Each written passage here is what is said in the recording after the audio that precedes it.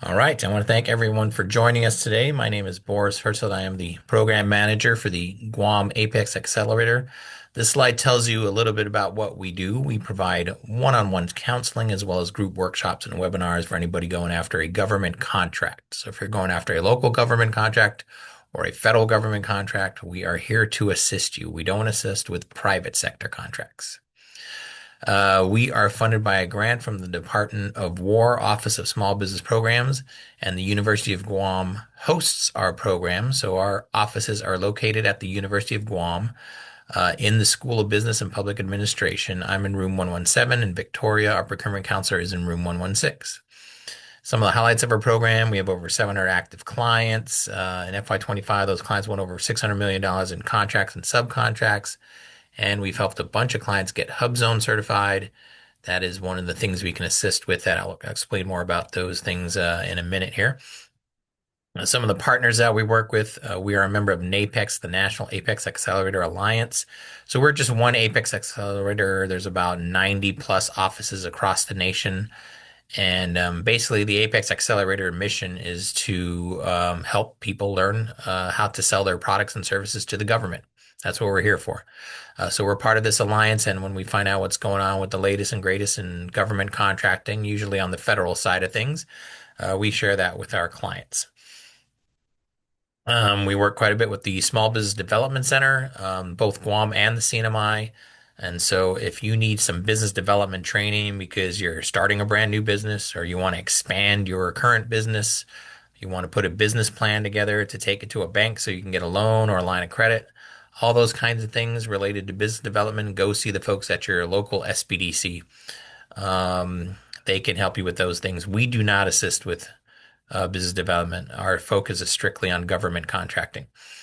And then we work quite a bit with the SBA. The HubZone program I mentioned is an SBA certification, but there are some other ones. So if you want to get woman-owned small business certified or service-disabled veteran-owned small business certified, or even 8A small business certified, which is kind of a difficult thing to do right now, we can help you with those certifications. There's also the SBA has a mentor protege program known as the Small Business Mentor Protege Program. So if you want to get involved with that, we can help you with that as well. Going back to the types of assistance we provide, basically, like I said, anything related to government contracting. So from the very beginning, you're brand new to government contracting, we'll sit down with you.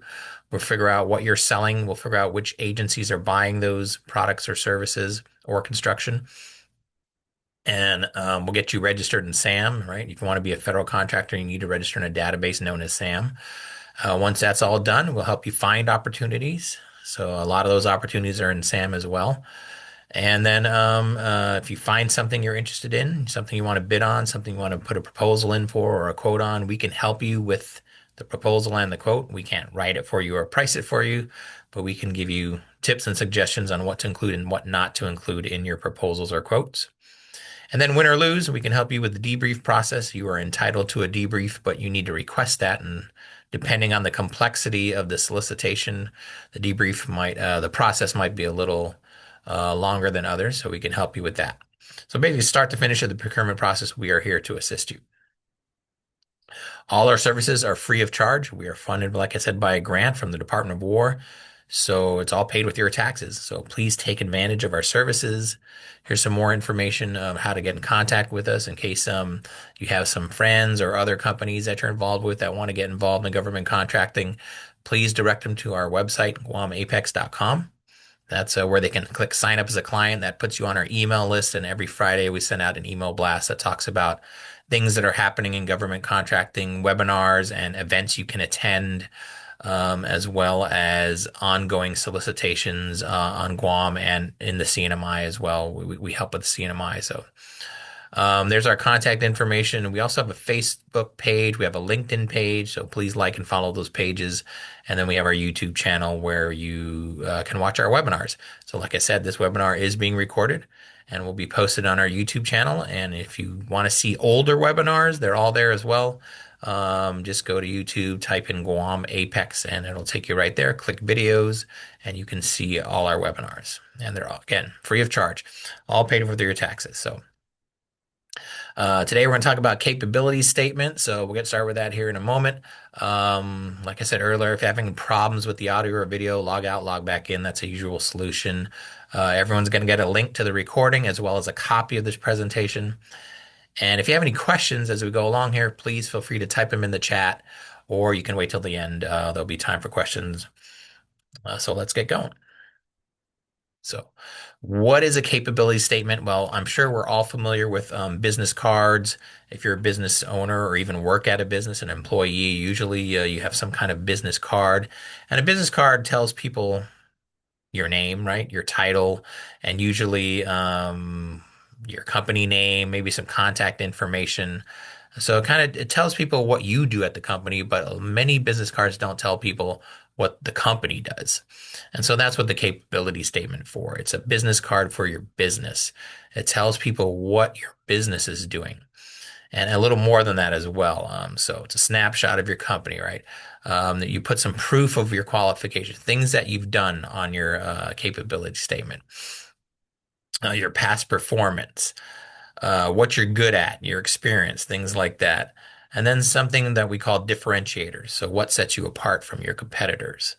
And then, of course, company data. And we're going to go and show you some examples of capability statements as we go through this presentation, different kinds of capability statements and what they're used for. So let's move on.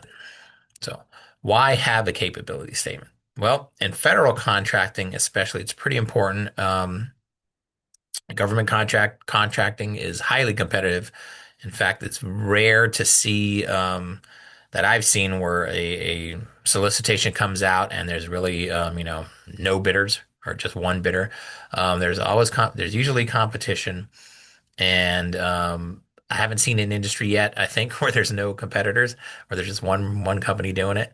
Government contracting, especially out here on Guam, is a great opportunity for a lot of local businesses, and so it is very highly competitive. So that means there's these contracting officers and contracting specialists that are putting out these contracts, and their workforce is actually always shrinking. There's always less and less of them for some reason. Maybe some downsizing in the government's occurring. And so they have less time. They don't have time to go and meet with vendors and talk to vendors and things like that and sit down, and come to your office and listen to an hour presentation about how great your company is. So they'd rather have quick and easy one or maybe two-page document that kind of gives them a brief synopsis of what your company does. So that's what it's used for there. It's a door opener to new agencies, definitely. It's amazing. Especially, you got to think of how the government buys, right? Of course, I'm gonna keep speaking from Guam, as using Guam as an example because that's where we are. Um, a lot of the contracting folks here on Andersen Air Force Base or NAVFAC, Naval Facilities Command, they are transiting in and out. They're only here for 2 or 3 years and then they leave. And then another contracting officer comes. So they don't know the market. They don't know who are the construction companies out there, who are the service companies out here, who are the janitorial companies, who are the landscaping companies, because they keep changing their contracting folks. We do have quite a bit of civil service folks that stay out here, but there's also quite a few contracting folks who go leave in and out. So it's a door opener to these agencies. Um, so you need to, as a contractor or subcontractor in Guam, you probably want to make sure you are communicating with these contracting folks as often as possible. And when there's new ones, let them know who you are. And that's what the capability statement can do. Prime contractors kind of require them. I mean, maybe we should put kind of there on that bullet point, but some do, some don't, basically. But a lot of prime contractors, so these are your bigger contractors that get a lot of the larger government contracts. They have their websites, and when you go to their websites and you want to be a subcontractor to them, they kind of make you fill out a bunch of information, and lo and behold, that information is pretty much the same thing as you would have on your capability statement. Um, but the most important reason to have a capability statement is because sometimes the government requires it. So there's things in government contracting known as sources sought notices. So basically, this is the government marketing. So In this case, here's an example on the screen, on the bottom of the screen here. They're looking for utility vehicle maintenance and repair services. So before they put this out to bid, they do some market research first. They want to see who's out there. They want to see what kind of companies are out there. Do we have a lot of women-owned companies out there that can do this? Do we have a lot of HubZone certified companies? Do we have 8A companies? Do we have veterans that can do this? Whatever it is. Do we have just small businesses, or is this something that only large businesses can do? So they put out notices known as sources sought notices. And on these notices, they'll tell you, hey, when you reply to this, don't give us a quote or anything like that. We're just doing our market research to see who's out there. And when you reply, please hand in your capability statement. I think that might be on the next slide here. Yeah. So a lot of times they want you to have a capability statement showing your capabilities and how you can meet the needs that they're looking for. The other reason, which is kind of a tangent to capability statement, I think we talked about this in last week's webinar, is there's something known as the rule of two. So when a source sought notice goes out, and let's say at least two women-owned respond, or at least two hub zones respond, or at least two service-able veterans, or maybe just two small businesses in general respond. If at least two respond and it looks like they can do the work, then the government is obligated to set aside that work for that category. So let's go back to two small businesses respond. And they look at their response and they look at their capability statements and they go, you know what? We think these two could probably do this job. Then when they put it out for bid, it'll be small business only. And right then, no large business could be a prime on it. So one of the benefits of responding to a sources sought notice, besides um, eventually possibly winning the contract, is that you limit the competition on the contract. So if you two women-owned respond and they look at it and they go, oh, look, there's two women-owned companies that could probably do this. They have their women-owned certification. We're going to set this aside for women-owned certified only. And so that means the prime contractor that's bidding on this must have that certification. And so you've narrowed your competition. So it's amazing. I talk to contracting officers all the time. It's amazing how many companies don't respond to sources sought notices. But I'm telling you, that's a great when you see those notices and it's something you can do, or even, maybe you think, we might not be able to do this, just try anyway. Um, okay. So that's the big reason for the capability statement. It's required, especially for these sources sought notices. The other good thing here, maybe, is also when you send in your capability statement and the contracting officer or the contracting specialist has never heard about your company, well, now they know about your company because you responded. So maybe they don't set it aside for your category or anything like that, but at least they know, oh, wow, I did not know that this company existed. Or maybe they knew you existed, but I did not know that this company did this kind of services or these kind of products or this kind of construction. So. Marketing is what we're talking about here, right? It's a great marketing tool. So let's talk about the general format of a capability statement. It should be one page, preferably. Some people make it two. But remember, the whole point here is that you don't have a lot of time. The contracting folks don't have a lot of time, so they need something that's quick and easy. One page is the best. Professional looking, so and visual. Make sure it matches. Most companies have websites. Most companies have some kind of color scheme and some font scheme that they use over and over. And so make sure your capability statement matches that. So there's some identity to it. Matches your brand, your logo, your website, all that kind of stuff. The big thing here is tailored, specifically related to the customer's needs. So there are many companies out there that can do more than one thing, right? So let's take the example, and I use the example quite a lot because it's pretty popular actually in Guam. You'll have a company that does janitorial services, and they also do landscaping services, right?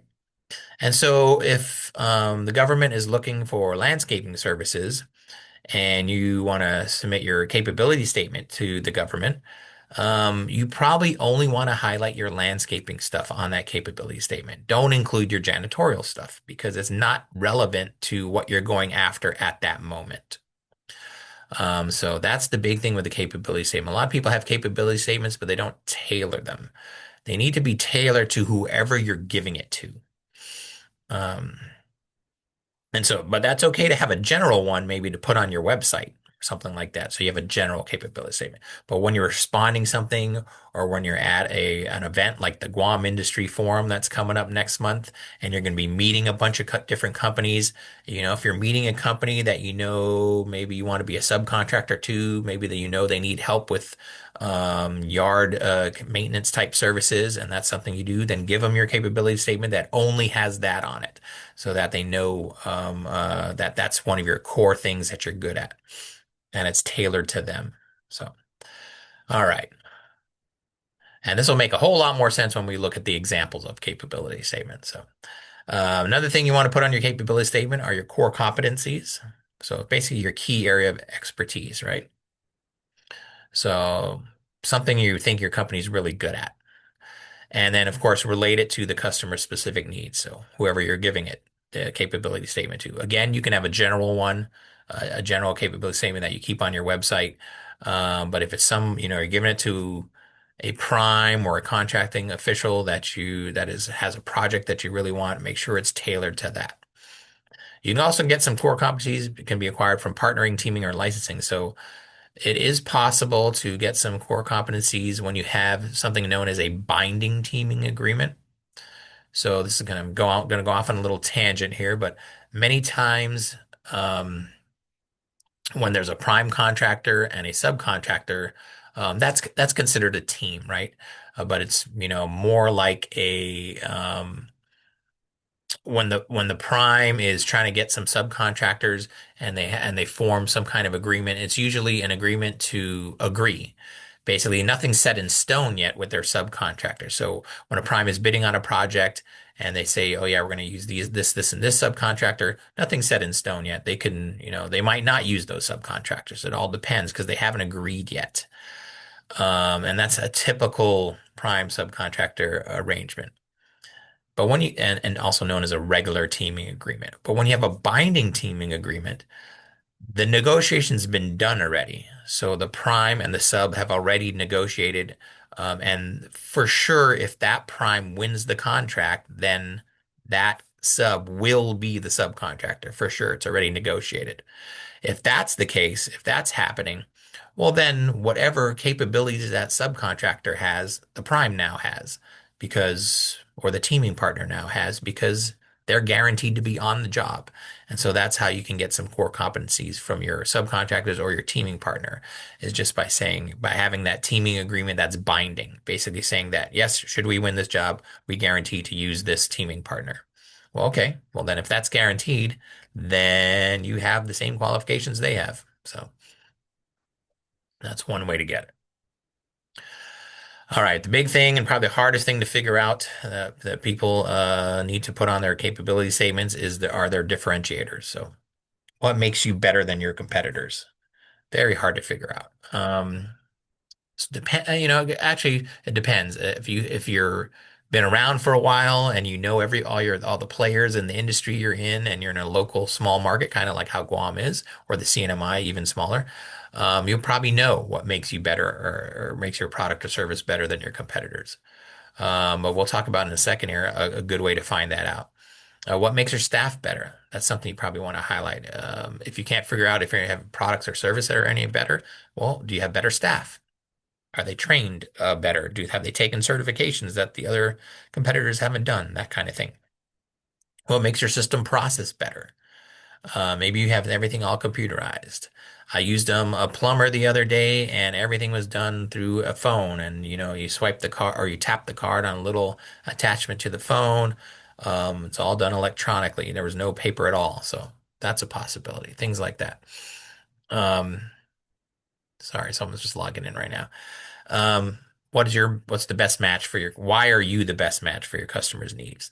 So that's something you need to figure out. Again, this is when you're giving your capability statement to a contracting person or a possible teaming partner, or even a prime, and you want to be a sub on a certain particular contract. So why are you the best to match their needs?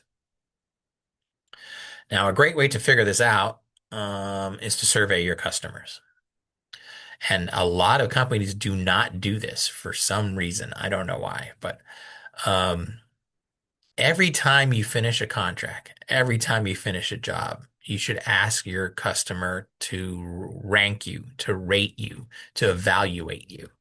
And there should be some kind of form that you put together. This example here is a typical form that is used by the government. Um, but and I'll send everyone a copy of this, and you can edit it and make it your own and do whatever you want with it. But you should have some kind of ratings, and then you just keep those ratings on file. And the reason to do this is, or evaluations on file. The reason to do this is because um, government contracting, when you are submitting a proposal on a solicitation that you're interested in, and as a prime contractor, normally there's going to be a section in there where you have to talk about your past performance. And a lot of people think that's experience. Oh, this is what I did in the past. That's my past performance. Well, no, they're two different things. Experience is what you've done. Past performance is how well you've done it. So experience would be, okay, here's a list of the jobs I completed. Past performance would be, and here are the grades I got on those jobs. And on federal contracting, that's required. Past performance is a requirement. And so if you've done federal work already, you actually get graded as a prime. You get graded by the government, and it goes in a system known as CPARS. And I think that moved into SAM now. I think it's part of SAM now. I forget now, but I'll find out, and I'll let everybody know when I send the email out to when I send this document out to everyone. But if you're in the private sector, who's doing the ratings, right? You got to do it yourself. You got to have your clients give you an evaluation, and then you just keep those in file so that when you finally do bid on a government contract, or maybe as a sub to a prime, you can show them your evaluations, and then they can go verify if those evaluations are correct or not. So that's something you can do. But just know, in past performance is a big requirement in government contracting. So you might as well get in the habit of doing that. And going back to how we're relating this to our capability statement here, your customers are going to tell you what you're good at and what you're not good at. And they're going to tell you what your differentiators are when you do these evaluations. And if you do them honestly and, take the feedback to heart and then really improve on it. So I'll make sure to send a copy of this to everybody. All right. So let's look at some examples of differentiators. Um, So these are three burger companies, right? Everyone would think, oh, these are just regular burger companies. Burgers, fries, and drinks, right? You got McDonald's, you got Burger King, you got Wendy's. Well, they have some big differentiators. You can only get a Big Mac at McDonald's. You can't get it anywhere else. You can only get a Whopper at Burger King. You can't get that anywhere else. So that's a differentiator right there. They have some other food items. Egg McMuffin at McDonald's only. Onion rings at Burger King only, right? And then baked potato and chili at Wendy's only. You can't get that at the other two places. So if they were putting together a capability statement, those are the kind of differentiators they would have on their capability statement. If you have a non-food differentiator, in Guam, most locations by far McDonald's, right? They could say that, hey, we're everywhere. We can respond to your needs quickly because we're easy to find. We're all over the place. Burger King could highlight, hey, they have an airport location. None of the other two are in the airport here. And then there's more of a subjective one. Wendy's could say, hey, we have the fastest drive-through. Now that's debatable, obviously, but maybe they did some surveys and they found out that they do have this fastest drive-through from their customer ranking, from their customer ratings, whatever it is. If you wanted to find out if you did have the fastest drive-through on your evaluations that you give to your customers, maybe you would ask that question. Hey, how is our speed compared to the other guys? And let your customers tell you. So just wanted to show you some examples here. I know this is a pretty simplified example, and it's a little harder when you have maybe in a construction industry or plumbing industry or landscaping industry. But this is what you can do, something like that. All right. And then I kind of went through past performance already, but let's just go through it see if I missed anything. Right, past performance. Right, so this is from the FAR, the Federal Acquisition Regulations. The government does want to work with companies that have some past performance already. So not only does the government want to use commercial products and commercial services as much as possible, because the more you don't use those things, then the more things are customized, the more expensive they get. Um, they also want to use contractors who have a track record of successful past performance. So what this is saying basically in government contracting is Your first job for your company is probably not going to be a federal job. Maybe as a subcontractor, but not as a prime, because the FAR specifically states they want to use, and the FAR is the Federal Acquisition Regulations. They want to use people who have a track record of successful past performance. So, basically, kind of another tangent here. If you want to get some past performance, get some projects under your belt, start off as a subcontractor or even private sector, start in the private sector and, get those contracts under your belt. Make sure you have those evaluations so you have that record of successful past performance. All right. So on your capability statement, when you're putting some past performance, make sure you list the most recent and relevant contracts, again, related to whoever you're giving the capability statement to. Include any customer testimonials, any positive quotes, things like that. That's always good. And then make sure the point of contact's names, titles, and contact information are current because many times when you tell the government, hey, we did a really good job and this customer gave us this testimonial and positive quote, the government will say, oh, really? And they'll contact that customer to make sure it's legitimate. So, all right. And then, of course, company data. That's the easy part of all of this. Putting in your locations. Let's skip the company data bullet point for a second here. We'll get back to that. Putting in some contact information, your physical address, all your points of contact. And then, of course, in government and federal contracting, your CAGE code, your UEI, your NAICS codes, right? CAGE is your commercial and government entity code that comes from SAM. Your UEI is your unique entity identifier that also comes from SAM. Your NAICS, North American Industry Classification System codes. Basically, these are the industries that you're in. Those are all also listed in your SAM profile. And any socioeconomic certification. So if you have woman-owned certification, HubZone, 8A, service-disabled veteran, you're part of a mentor-protege agreement, whatever it is, put it in there. Put it all on your capability statement.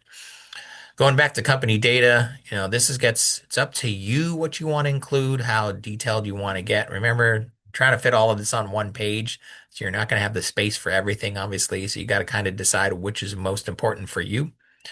But, company size helps because it lets the people you're giving this document to know kind of like what kind of work you can handle, your annual revenue, your number of employees, your market shares. That might be a little hard to figure out in certain markets and certain industries, but if you can put that in there. Bonding capacity, again, lets the government know how much work you can handle. And then geographic area, we're available all over the world or just in Guam or just the CNMI, wherever we are. So, okay. So there's a guide you can use. I'll send this out as it's a pretty old template actually. And I don't think I loaded this up on my PDF, so hopefully it'll pop up on the screen here and you can see it. So you should be seeing this as a PDF here, capability statement guide. I'll just make sure everybody's, if you're not seeing it, please feel free to unmute and let me know. Okay, I'm going to assume everyone can see it. So this is just comes from a company called Target Gov. I'm not sure if they're still doing this. They used to review capability statements for a fee. We'll review it for free. It's all paid with your tax dollars. But I'll send this to everyone, and it kind of gives you a little idea of how to put your guide together, obviously. And they have the different sections, and then how some tips and on how to put it together, like no long paragraphs, use short sentences, create a new document for each agency or opportunity that you're handing this to, that kind of thing. Um, of course, it doesn't have to. See, this is pretty old. It's still got the DUNS number on it. Um, so, but this gives you a little template you could use, basically. All right, let's go back to the PowerPoint here. I think we're gonna look at some examples, so I shouldn't have switched back. Let's go back to the PDFs and look at some actual capability statements here.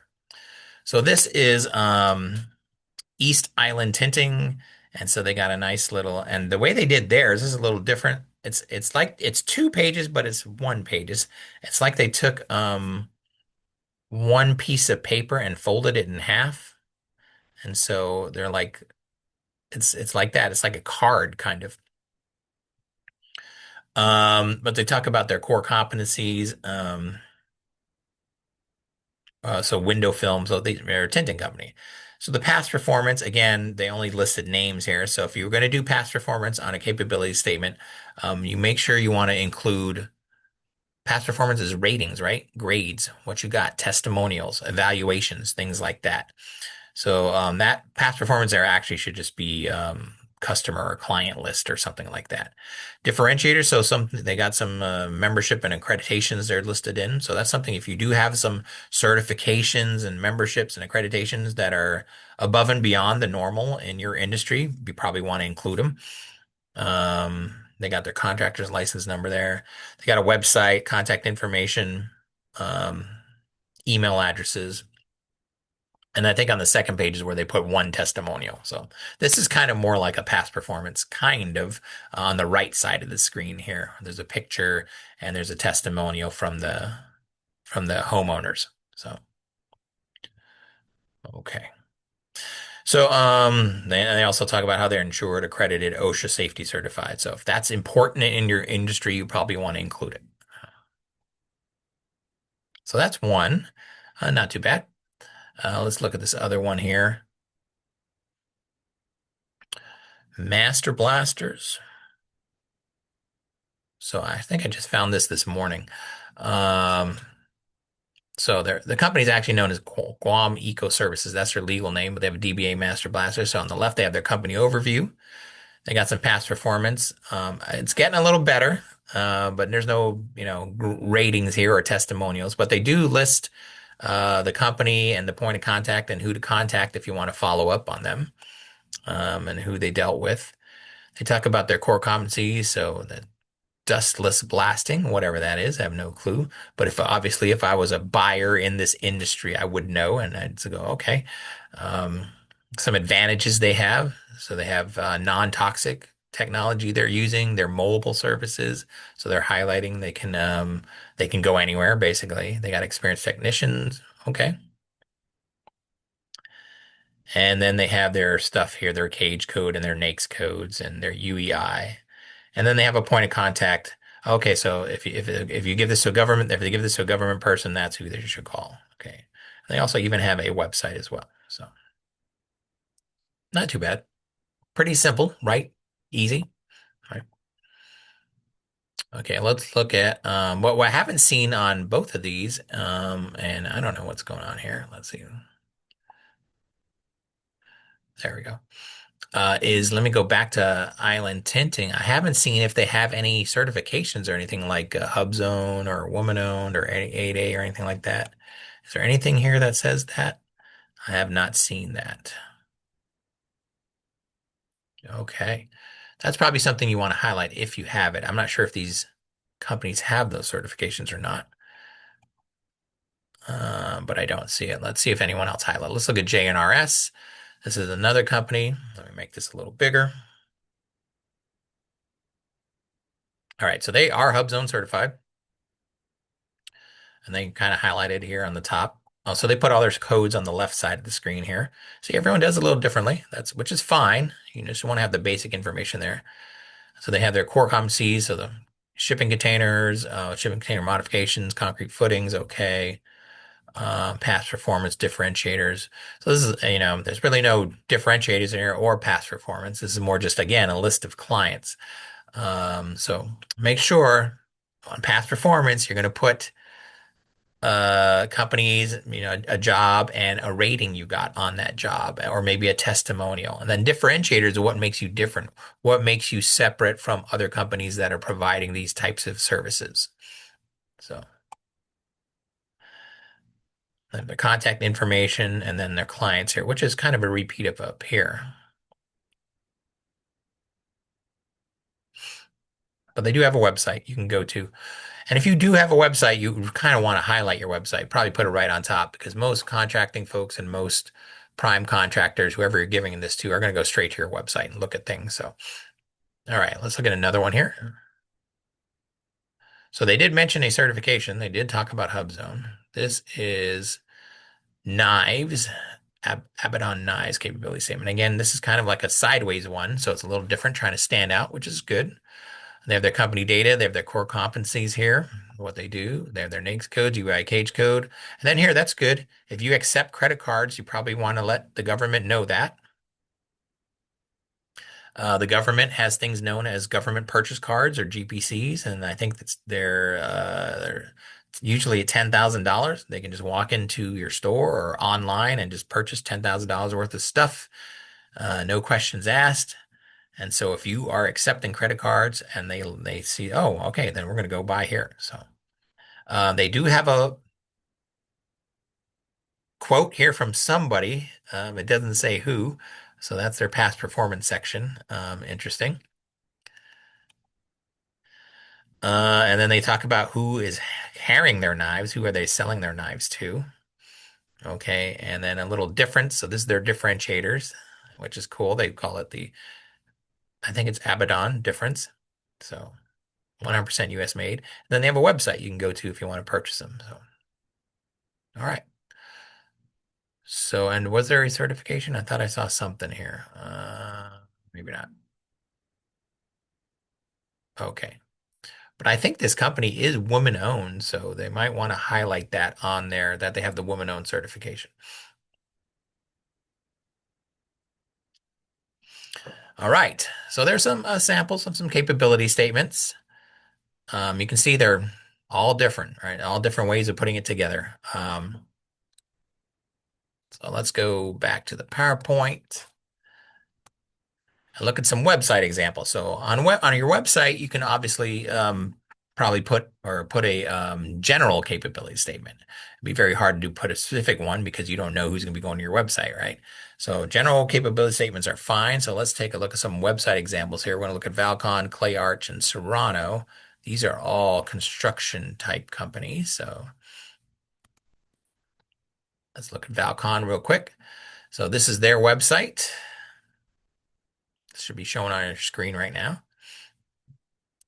And so, typical website company data, but then they have this capability statement section here. So I can just click that to see what they got going on. And then, okay, they list their core competencies. These are things they do. Now, for core competencies, you probably want to just narrow it down to a couple. This is more like everything they do. But what's your core? What are you best at? What are your best things? Past performance. So they have some different projects here, but this is more like experience. Again, we want some testimonials or some kind of grade. We received an excellent rating on this project, and the prime said this about us, that kind of thing. And they have their codes down here, and they have their certifications. Okay. Okay, that's fine. Let's look at Clay Arch.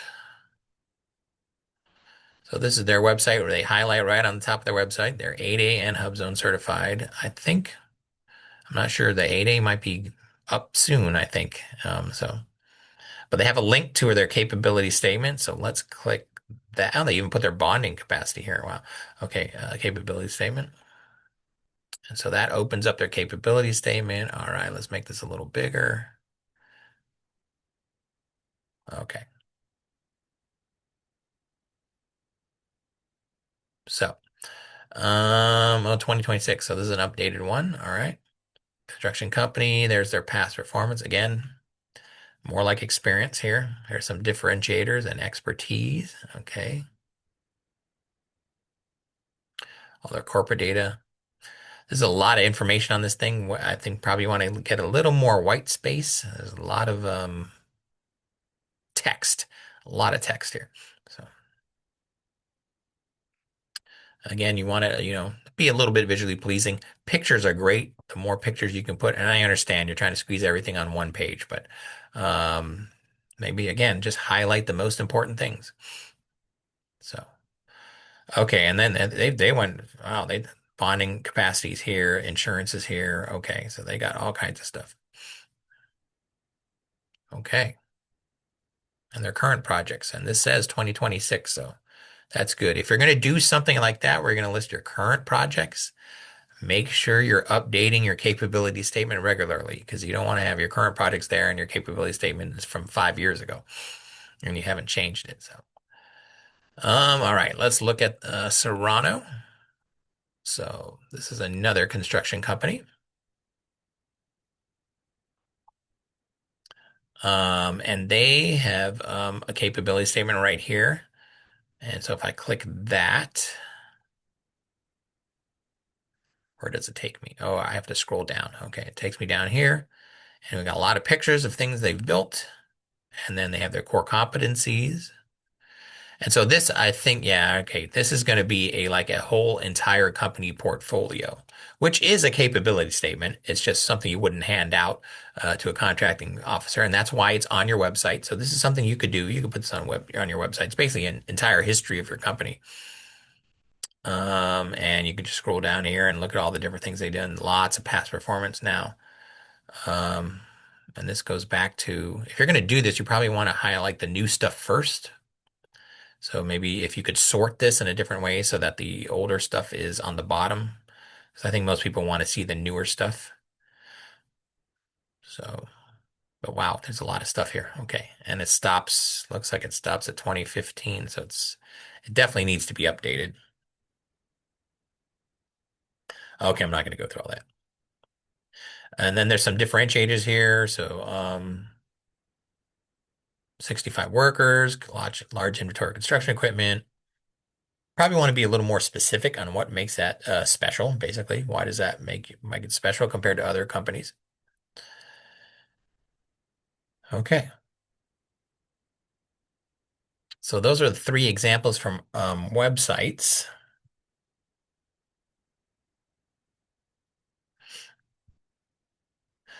Again, what we're doing here is marketing, right? So we're advertising, and the best advertising is free advertising. So don't forget your SBA profile and the SBA SBS. That's the Small Business Search. So SBA has a website where people can look up small businesses. Use it to look up teaming partners. You can use it to look up your competitors. You can use it to look up possible subs and primes that you want to work with, things like that. But there, you can also use the site to upload your capability statement. Or if your capability statement's on your website, you can put a link in there so that when people check your small business profile, there'll be a link there and they can just click on it and automatically go straight to your capability statement. It's amazing though how many people have not set this up. So I'm going to show you this website right now. So sorry for all the scrolling back and forth, but here's the website. This is the small business search. So if I scroll down, I'm not going to do a quick search. I want to actually use the filters. So I'm just going to click this to go to the filters just to show you real quick how to use this. We do a whole webinar on how to use this website, but I'm going to just look at Guam-based companies. So let's say I am a prime contractor and I'm looking for some subcontractors. I need some help in a certain area of subcontracting. So I'm going to click Guam because I'm based in Guam and I'm going to say, okay, there's 745 businesses. Well, I need a company that's HubZone certified. So I'm going to click that and that's going to narrow it down to 126. And I'm going to want to, they need to be in, I don't know, landscaping, let's say. I'm sorry, someone's popped in the chat here. Put the SBA profile. Okay, I can do that. Just give me a second though. Or Victoria can handle that, right? Put the SBA profile small business search URL in the chat. Okay. So these are my hub zone, and then maybe I got 126. I don't want to look through that many. So maybe I want to search for something, let's say service related. Let's see, it starts with a five, let's say 5, 6. All right, maybe I want to see people who can do facility support services. So I'm going to click that. There's 28 companies. Then I'm going to look through here and look at them real quick, and I'm going to notice just some tips here. When people are looking through databases like this, if they see blanks, they usually ignore those companies. These are all filled out amazingly. But like this is a blank capability statement. This is the capabilities section right here. Capabilities narrative. So it gives you, a couple sentences on what that company's doing. But let's say, and this pops up just by the way, it's in a random order. You could see it's in random right here. So I could sort this in alphabetical or the most recently updated if I wanted to, but it's random. So I'll just leave it at random. That's fine. But I see Campus Marine is HubZone certified. And right away I'm thinking that's probably a shipping business. I'm looking for facilities, support services. I'm not quite looking for that. Oh, electrical. Okay, maybe that's what I'm looking for. I'm looking for some electrical work. So I'm going to click on them. And if I want to see their capability statement, I'll see a little narrative here, but you see it says right here, not provided. And so if they had a capability statement on their website, they could go in here, update their profile, and put a link to it. Or if they have an actual capability statement like a PDF, they could actually upload it to this site, and there'll be a button here you can click or a link here you can click and download the capability statement. So, and it's amazing. I went through a bunch of these earlier today. None of them, none of them have the capability statement in there. And so I know this is something that started maybe less than a year ago, so maybe people just don't know about it. Because before you could not do that. You could not put your capability statement in here. But they added that functionality, yeah, maybe about a year, maybe less than a year ago. Um, and so that could be the issue. But again, this is free advertising, free marketing. Um, Contracting folks use this website. Prime contractors use this website. Obviously, the SBA uses the website. Uh, Subcontractors use the website to find teaming partners and things like that. So, why not put your capability statement in here? So, if you're going to do that, you would click sign in and then go through the process of doing that. And like I said, we do a whole webinar on that, so I'm not going to get into all the details. If you want to see what it looks like, though, did find one that did it. So this is PRB Inc. And so they're HubZone and woman-owned certified. And they have a DBA Synergy Solutions, but this is what it looks like here. So they have a capability statement link, and so then you can click on it and read their capability statement, and it should open up. I think this links to their website. Yeah, this links to their website. I think it takes a little time to load up. I'm hoping it's gonna. Oh, I got to click this PDF button. Really? It looks like it. I got to click this little PDF button. There it is. So there's their capability statement. Let's make it a little bigger. And so they're HubZone certified, woman-owned certified, they're registered in SAM. You probably don't have to put that SAM. We know you're in SAM already. You have a cage code, so we know you're in SAM. Um, Core competencies, again, just a list of things they do. Again, you probably only want to highlight the best things, the things you're best at. Um, Experience, interesting past experience. So it's an amalgamation of past performance and experience. But so again, list of companies they've worked for, did projects for. So if it's experience, again, that's fine. If it's past performance, you definitely want to put the ratings or the evaluations that you got. So, and they have some website information. Okay, not too bad. But that's what you want to do on let me go back to the small business search. You want to make sure you've uploaded your capability statement, or at least in this case, have a link to it. So it's there. It's free advertising. Okay, let me check the chat. I saw some things popping in there. Do I need to do anything? Nope, I don't need to do anything. Okay, great.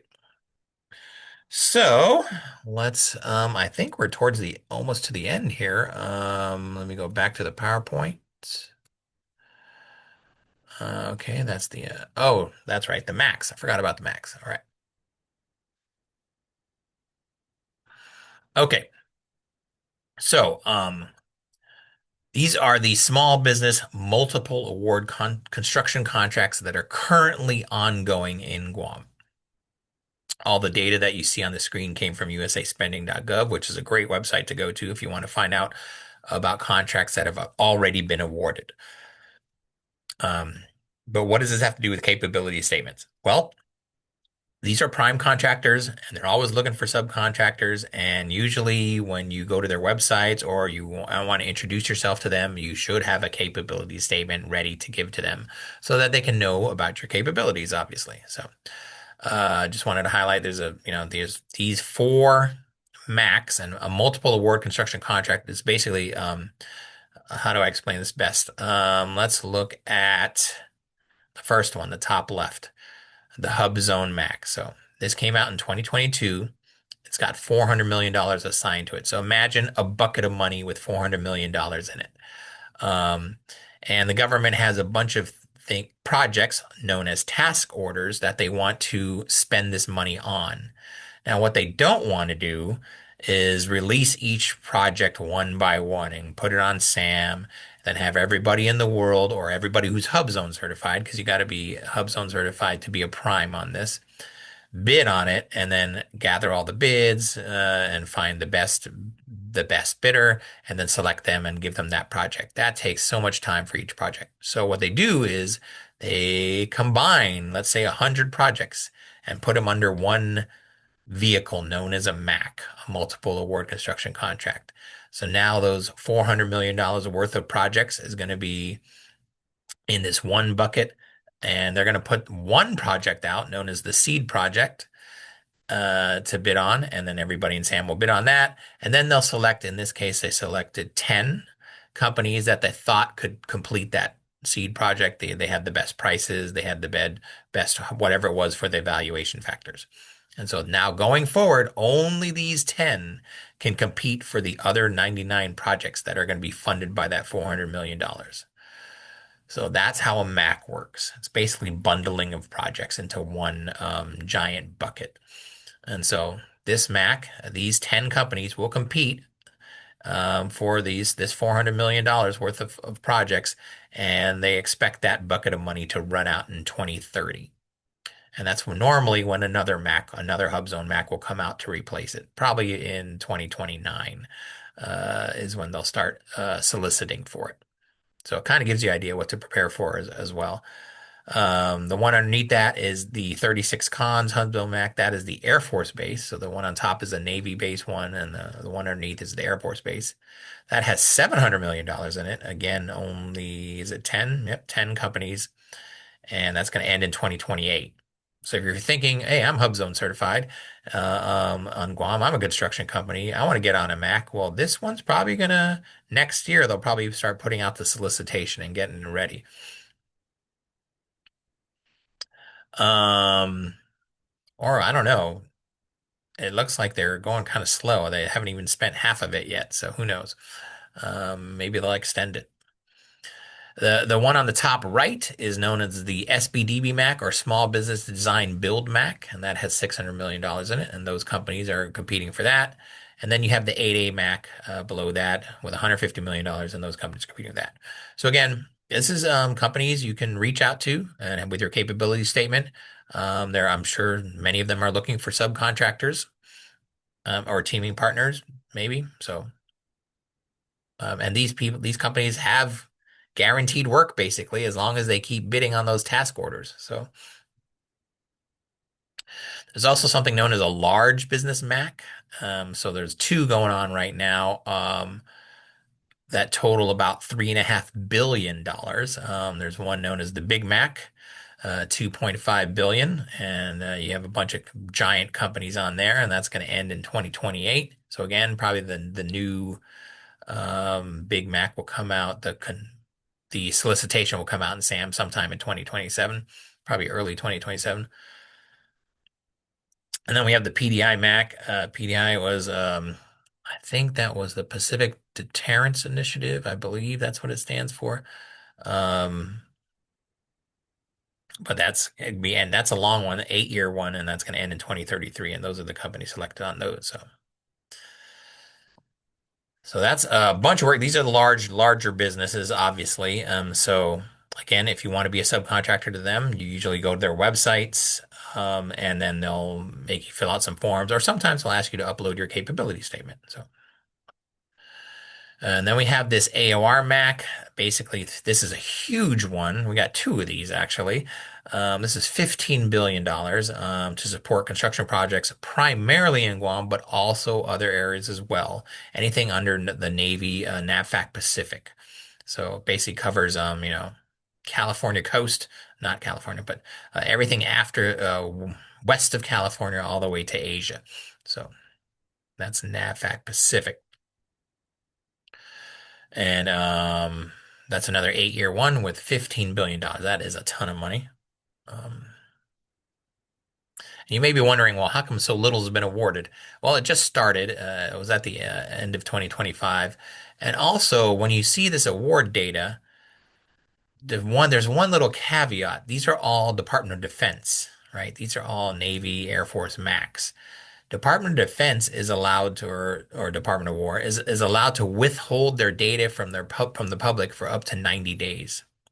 So if you wanted to see if one of these companies won something last week, you're not going to see that till 90 days from last week. That's when it'll become public. So all the information here, although it's up to date as of currently what's listed at USA Spending, all that data is 90 days behind because they withhold it for 90 days. So if I wanted to know the fiscal year ends for the government in September, but I won't know FY26 complete data until January or February of 2027 because it's 90 days behind. So this is the caveat. That's only the Department of Defense gets to do that. All the other agencies have to report right away. So, and then there's another $15 billion Pacific Deterrence Initiative. The one we saw earlier was, I think, less than $1 billion. This is a huge one, and this covers, not just Guam, but also Australia, Papua New Guinea, Micronesia, Philippines, all the different islands and places in the Pacific. So tons of opportunities for subcontractors here. So that's why you should have your capability statements ready. All right. And then also there's another great website you can go look at things. It's called war.gov. And if you go to the news contract section, as you can see from the top here of the website, you can see every day, anytime so how I said data is withheld up for to 90 days. It also depends on the amount of the contract. So when a large contract gets awarded, they'll post it here on this website. And so on war.gov, you can see here these are contracts that have been awarded in FY26. And that $1 billion this is the Guam portion of the contract. Many of these contracts are like nationwide or even worldwide. And then they break it down to in 20, like 10% is done here, 20% is done over here, 30% is done over there. And so I only listed the Guam dollar amounts. So some of these are a lot bigger than what you see in the amounts. But you can see one of the big ones is the missile defense system, which is the Lockheed Martin one on May 8th, $400 million. Now, that's not all going to be spent in one year. Obviously, a lot of these are 5-year contracts. But there's opportunities there for people who are in that industry. There's ship repair. Blue Steel Marine won a huge, and IDIQ is an indefinite delivery, indefinite quantity contract. It's kind of like having an open purchase order. But basically, they're on there, and when the government needs ship repair services, they have the purchase order to do it. They're ready to go, and so, but that's huge. That's $250 million right there. That's well huge for Guam standards. There's some other ones. There's a bunch of AE service type contracts. There's one that's electrical related there from Power HDR joint venture, almost 175 million right there. So all kinds of contracts, all kinds of opportunities for subcontracting. So get those capability statements ready. That's really, you want to target these people, market to them. All right. That's all we have for today. So I'm going to stop the share and open it up for any questions. Anybody got any questions? Please feel free to unmute and ask away.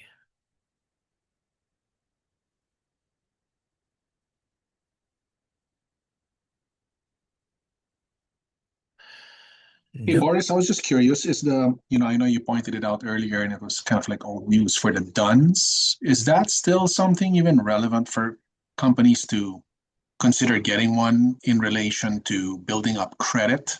Because there's some companies or some banks and things like that still continue to ask about the DUNS. Even though Yeah, for those with federal contracting, it's not a big deal, but if you're building up your business, is that still something that yeah. would be interested in your comments? Well, that's a business development question, and we don't handle that, but I'll comment anyway. Okay. Um, uh, yeah, the DUNS number was used, it wasn't required in federal contracting before you could register in SAM. You had to get a DUNS number, but that went away in 2020, I believe. So government's issuing their own number, which is known as a UEI, the Unique Entity Identifier. But going back to your question, yeah, DUNS numbers are still in use. Obviously, it's Dun and Bradstreet. They're the company who issues those numbers, and they use it for, like you said, building up credit profiles, credit monitoring services. A lot of times, if a company wants to get credit from a vendor, let's say like you're a furniture, you open a furniture company and you want to sell furniture, and so now you're reaching out to vendors and suppliers. They'll have you get a DUNS number so that they can get a credit rating on you and things like that. So yeah, it's still used in those types of circles, yeah. But it's not used in federal contract at all anymore. Yeah, Okay, thanks. sure. Any other questions?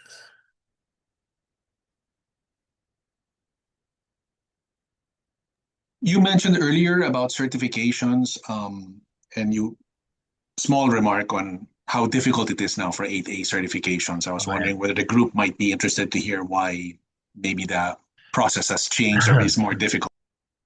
Yeah, it seems like every day they're changing it.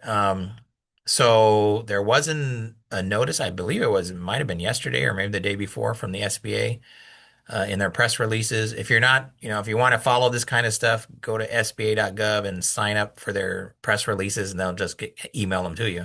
But the 8A program, so what happened was okay, so I kind of have to start at the beginning. The 8A program is a program for socially and economically disadvantaged businesses. So in the past, it was assumed that if you were a member of a certain group, like a minority or Alaskan Native, American Indian, Native Hawaiian, whatever it is, you are automatically social disadvantaged. But then there was a lawsuit, a court case, maybe I think in 2023, where um, the plaintiff basically proved that that shouldn't be. That's not correct. You can't just assume social disadvantage. And so they won the case. And so SBA changed their rules so that if you want to claim social disadvantage for the 8A certification, you have to actually you have to submit documents where you prove how you were socially disadvantaged. Usually, you list at least two examples. Maybe you applied for a college, or you applied for a credit card, or you applied for a job, and you didn't get it based on whatever it is, some kind of usually a race based something happened, right? That was detrimental to you. And so that was called a social disadvantage narrative. And you'd have to upload that. And then they would use that when they process your 8A. Now, or 2 days ago, they've kind of, they're proposing to get rid of that social disadvantage narrative, or at least in that format. You still write one, but now you're going to be telling the government how race-based things like the big thing they say DEI, right? Diversity, equity, inclusion, how that affected you and caused you to miss out on something. And they want examples from government agencies that did that to you or government programs that did that to you. They kind of change it from proving that this was happening to you in the private sector to now the government sector. And that's what they're trying to get. That's their new request to change the rule too. So it's just getting ridiculous. And people obviously it's going to lead to confusion. How should I write my social disadvantage narrative? And the even worse thing is that there hasn't been a new 8A certification since summer of 2025. So it's been a year now. The program's been on hold, basically. So if you're I see. thinking about applying for 8A, just know that we don't know where these changes are going to lead to, and it's probably going to take 2 years to get that certification. Yeah. I Go see. ahead. Yeah, Thanks. sure, Thanks. sure. Yeah.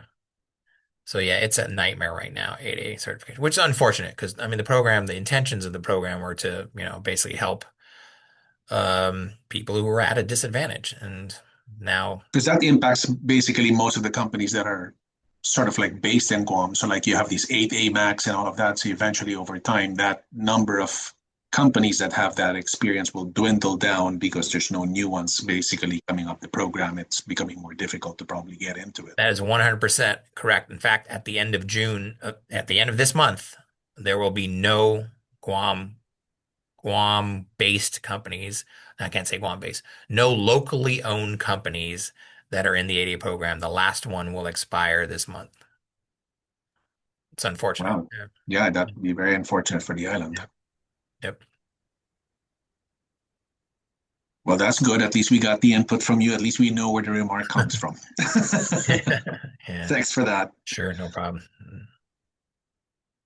All right. Any other questions?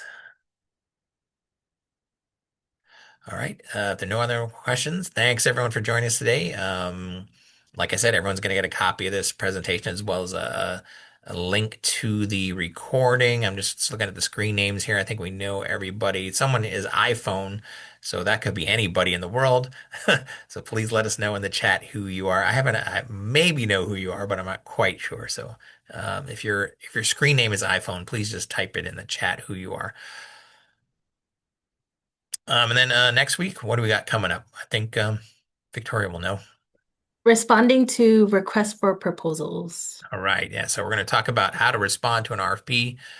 So this month we talked about how to register in SAM, I believe, and we talked about finding opportunities. So now we're going to talk about how do you respond to an opportunity that you found. Normally it's an RFP, which is a request for proposal, but it might be an RFQ as well, which is a request for quote. And so we're just going to talk about that, how to respond, how to prepare your response, how you should be writing your proposal, things like that. So join us next week, 10 o'clock. Thanks a lot, everyone, for joining us today and have a great rest of your day. Thanks, Boris. Have a good one. Thank you, Alfonso.